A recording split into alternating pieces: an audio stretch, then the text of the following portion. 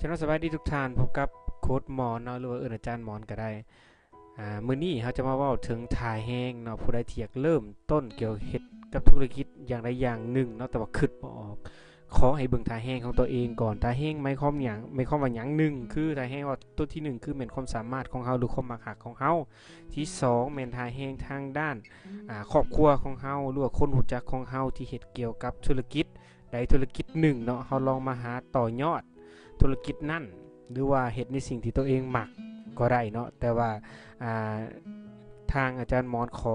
แนะนำตำอิดหมู่เนาะตำอิดหมู่เฮาควรจะเบิ่งท่าแฮงของครอบครัวก่อนว่าครอบครัวของตัวเองถนัดด้านใดแน่เพราะว่าถ้าถนัดด้านใดเฮาสืบต่อเนาะสืบต่อแล้วก็แตกลายผลิตภัณฑ์ของเฮาออกมาหรือว่าพันขยายผลิตภัณฑ์ที่มีอยู่ให้มันดีกว่าเก่าเนาะมันจะโอเคสุดๆในการเฮ็ดธุรกิจ หรือว่าในการเริ่มต้นสตาร์ทธุรกิจของพวกเขายกตัวอย่างมีครอบครัวของนักเรียนผู้หนึ่งเนาะเพิ่นเฮ็ดน้ำอนามัยแต่เป็นน้ำอนามัยตุกใหญ่เนาะ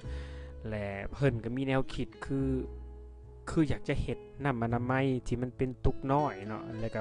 แบบทั่วๆไปหั่นแหละพันขยายจากครอบครัวตัวเองที่เคยเฮ็ดตุกใหญ่มาเรียบร้อยอีโพรดักต์ใหม่ว่าซั่นซะที่เป็น